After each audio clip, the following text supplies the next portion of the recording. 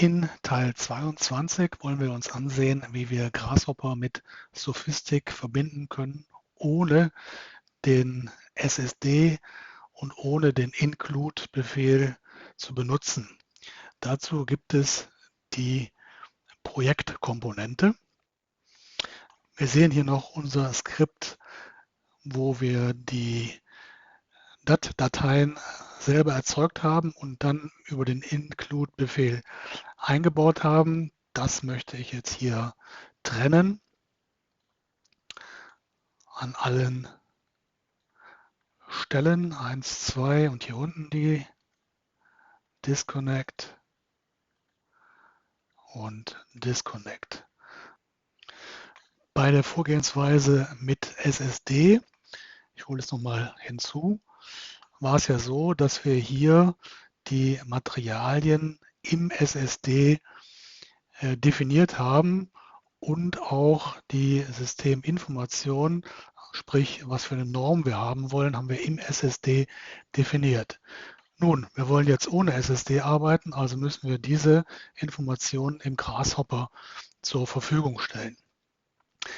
Dazu gibt es diese Komponente Aqua. Wir haben sie schon benutzt, um die Querschnitte zu beschreiben. Wir brauchen aber dann eben auch hier auch diese Control Values. Das sind eben die Eingaben für die Norm und die Materialien. Ich schiebe das ein bisschen nach oben und hole mir nochmal eine Aqua-Komponente. Von der Reihenfolge ist es eben logisch, zunächst die Norm zu definieren. Also wir machen ein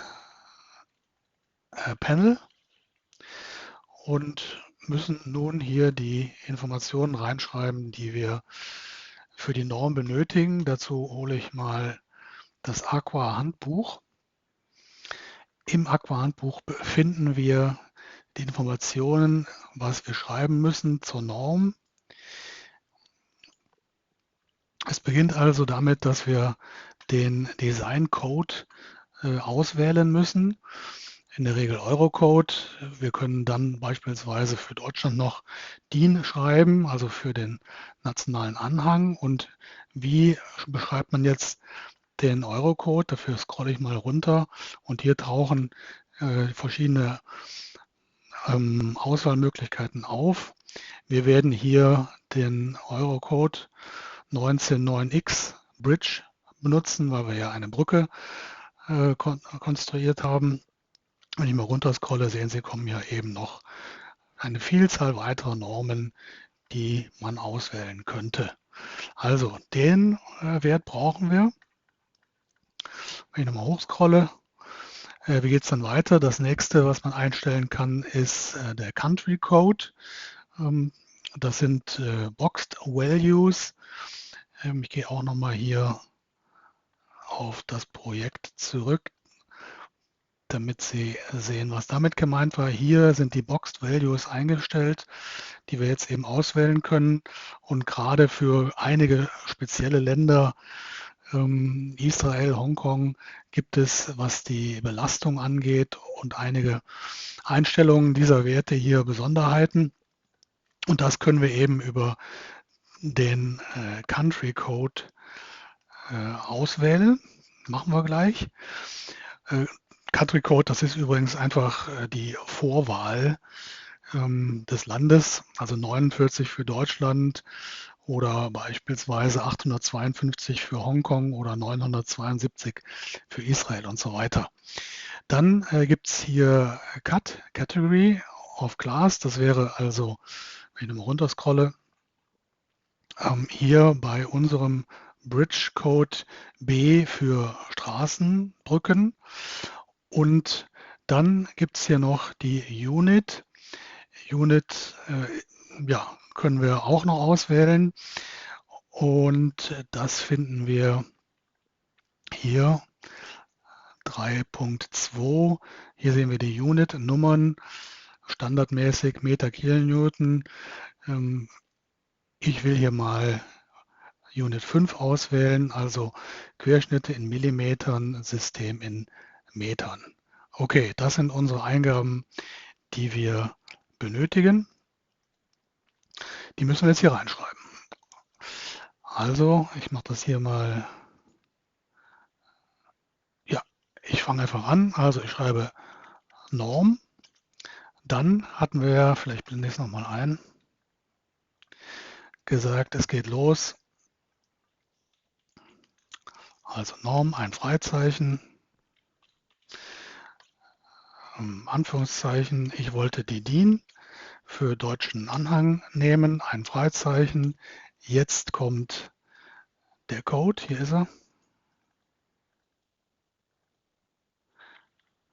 Also EN 199X minus 200 X minus Bridge, Anführungszeichen. Dann, hier haben wir gesagt, Country Code können wir eingeben. Also 1 frei, Country, Deutschland Vorwahl 49. Dann kam Kategorie, Freizeichen B für Straßenbrücken und Unit haben wir gesagt 5. So, das ist unsere erste Eingabe. Und hier können wir auch Line Left machen, dann ist das linksbündig. Also Norm, DIN, EN, nochmal verglichen, 19, 9x minus 200x minus Bridge, dann Country 49, Kategorie B, Straßenbrücken Unit 5. Super. Das wäre also die Norm. Und jetzt müssen wir natürlich noch die Materialien eingeben. Das hatten wir hier ja auch gemacht. 1 Beton, C25, dann der Betonstahl. Hier hatten wir noch einen Stahl, also einen Baustahl und dann die Vorspannung. Also genau das hier müssen wir jetzt auch eintragen. Kann man auch wieder in den Handbüchern finden. Ich gehe hier hin, ein bisschen größer machen. So.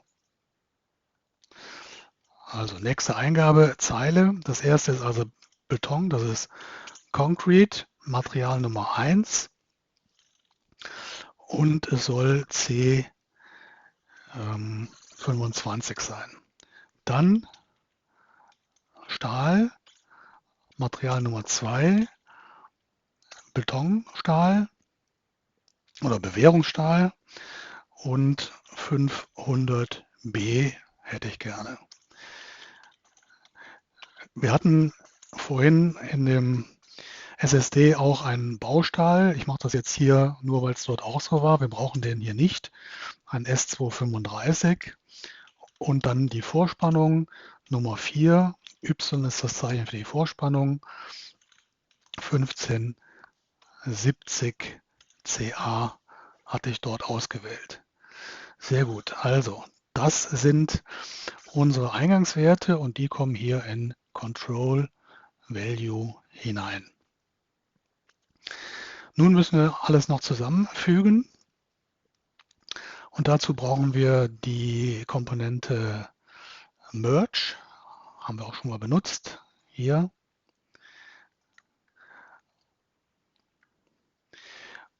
Und dort stecken wir jetzt nacheinander von der Reihenfolge beginnend mit der Norm alle Werte zusammen. Also Norm, dann hier die Querschnitte, dann geht es weiter mit Sophie Mesh, also Modellbeschreibung, dann die Lasten und die Vorspannung. Wenn ich nochmal zurückgehe, dann hatten wir hier die Berechnung durchgeführt, die Berechnung der Einzellastfälle. Auch das wollen wir im Grasshopper hinzufügen und dazu gibt es die Komponente ASE. Ja, hier können wir Dinge einstellen, welche Lastfälle gerechnet werden, welche wie viele Kerne vom Prozessor genutzt werden und so weiter. Wenn man gar nichts einstellt, ich kann es mal zeigen, dann rechnet er einfach, wie man hier sieht, alle Lastfälle. Und das möchte ich auch tun. Stecke ich also auch noch da rein und damit haben wir unsere Eingabe komplett. Wenn wir hier mal ein Panel hinzufügen und mal schauen, dann sehen wir jetzt die komplette Eingabe. Das, was wir vorher alles in einzelnen DAT-Dateien hatten, in einem Stück sozusagen.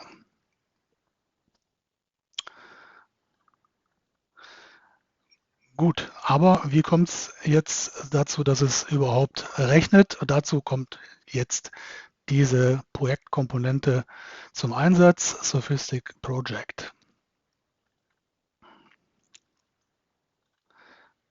Also, was geht da rein? Wir haben 3 Eingaben. Zunächst mal natürlich die Daten. Das ist genau das, was wir gerade erstellt haben. Die gehen hier rein. Dann kann man einen Projektnamen und einen Projektordner auswählen. Muss man nicht. Standardmäßig ist es der gleiche Ordner, in dem sich die Grasshopper-Datei befindet. Ich gebe trotzdem mal einen Namen ein und das soll heißen Grasshopper Bridge. So soll also meine Sophistic-Datei heißen. Stecke ich hier rein. Ordner lasse ich unverändert. Gucken wir uns die Komponente näher an. Wir sehen hier verschiedene Knöpfe. Einmal natürlich Kalkulation, also die Berechnung. Dann haben wir hier Stream DAT. Wenn man dort ein Häkchen setzt, dann wird die DAT-Datei immer sofort geschrieben, wenn irgendetwas am Skript geändert wird, anstelle von immer Skript abspeichern. Also dann würden wir hier ein Häkchen setzen. Dann haben wir Silent Calculation. Wenn dort ein Häkchen gesetzt wird, dann wird die Berechnung durchgeführt, ohne dass das Berechnungsfenster geöffnet wird. Das zeige ich Ihnen gleich mal. Gucken wir zunächst hier weiter. Hier haben wir also den Projektfolder, das Projektverzeichnis. Das ist leer. Das heißt, wir sind in unserem Verzeichnis, wo die normalen Daten drin sind. Ja, die hier kann ich auch mal gerade löschen. Die stammen noch vom vorherigen Video. Also ich lösche die DAT-Dateien. Und dann wird dieser Punkt Sophistic-Ordner angelegt und hier herein kommen eben sämtliche Berechnungsergebnisse und Data-Files. Also ist noch leer. Schließe ich wieder, gucke den nächsten Knopf an, das ist der Teddy.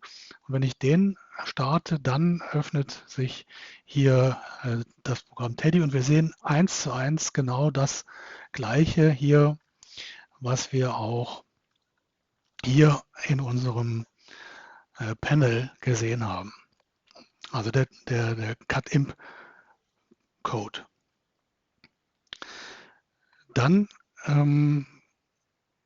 ja, jetzt habe ich einmal drauf geklickt, öffne ich nochmal den Ordner und wir sehen genau jetzt, dadurch, dass ich Teddy einmal aufgerufen habe, wurde also diese DAT-Datei mit meinem gewählten Namen Grasshopper Bridge Model erzeugt. Das Model wird automatisch dran gehangen an diesen Text hier. Also wir rechnen einmal. Jetzt öffnet sich das Berechnungsfenster. Wir sehen die Module, die er abarbeitet. Und wir bekommen einen Fehler bei so viel Load. Was schreibt er denn? Einwirkung G ist noch nicht definiert. Okay, Gamma U, Gamma F 0. Okay, gut, das können wir beheben. Das ist folgendes. Dieser Einwirkungsmanager, in dem wird ja hier für G festgelegt, Gamma U, Gamma F 1,35, 1,0. Den haben wir aber nicht, weil wir ja ohne SSD arbeiten. Also das hier haben wir nicht. Deswegen müssen wir das natürlich festlegen. Dann gehe ich mal zurück auf die Last. Linienlast, hier ist hier ist unser Typ G beschrieben und da hätte er jetzt gern noch die Angaben zu Gamma U und Gamma F. Gamma U 1.35, Gamma F 1.0. So, gucken wir mal, ob ihn das zufriedenstellt. Nochmal Calculate.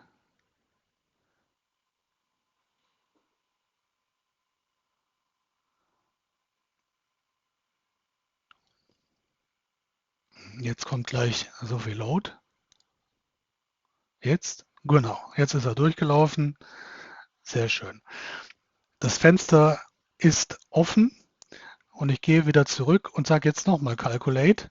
Und dann sehen Sie, macht er eben nichts, er bricht ab mit einer Warnung. Und das ist genau der Punkt dieser Silent Calculation. Also er rechnet jetzt nicht, weil er sagt, das Rechenfenster ist ja noch offen, dieses hier. Also müsste ich das jedes Mal schließen, bevor ich wieder Calculate sage. Und deswegen ist hier dieses Häkchen bei Silent Calculation sehr sinnvoll. Dann geht nämlich das Berechnungsfenster gar nicht erst auf. Was haben wir ja noch? Wir können hier jetzt die Visualisierung aufrufen. Klicke ich mal drauf. Ja, und da sehen wir wunderschön unser Modell. Es ist angekommen, komplett, es ist gerechnet. Hier haben wir Lastfall Linienlast. 11, das ist der Lastfall Vorspannung. Und 51, das ist unsere Stützensenkung. Sehr gut. Dann haben wir hier als nächstes den Knopf ja, Graphic oder viele werden es unter WinGraph kennen. Also ich habe mir am anderen Bildschirm geöffnet. Hier ist also die Auswertung. Da könnte man also beispielsweise sagen, zeig mir jetzt mal die Ergebnisse, die Schnittkräfte der Stabelemente, das Biegemoment an. Lastfall 1 und ja, könnten wir hier also exakt uns alle Ergebnisse anschauen der Berechnung. Dann haben wir hier noch den Result Viewer, also die tabellarische Ausgabe von Ergebnissen. Ja, sagen wir, sollen eine neue Tabelle erstellen, irgendwas, Ergebnisse oder Systemwerte, tabellarische Ausgabe. Zum Beispiel hätte ich gerne tabellarisch die Materialien ausgegeben, hier in einer Tabelle. Also das ist der Result Viewer. Und last not least haben wir hier noch die Ausgabe, die Berechnungsprotokollausgabe, den Report, wo wir also in Form von ja, Text und Grafik alle Ergebnisse uns anschauen können. Sehr schön. Ja, das ist also die Projektkomponente, mit der wir Grasshopper mit der Berechnung verbinden können, ohne den SSD und die Include-Anweisungen. Ja, gehen wir jetzt also hin und ändern etwas, zum Beispiel die Last von 10 auf 15. Okay, dann brauche ich hier nur Calculate zu klicken. Hier unten sieht man jetzt, was er macht, weil es öffnet sich ja nicht mehr das Berechnungsfenster.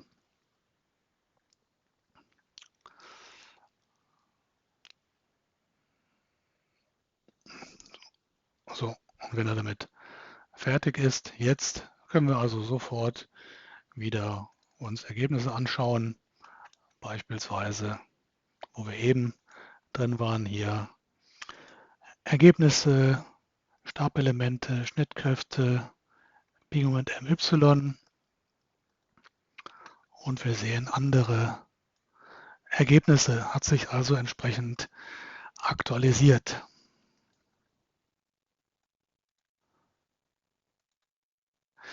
Gut, das war's. Wir können jetzt der Vollständigkeit halber das hier noch gruppieren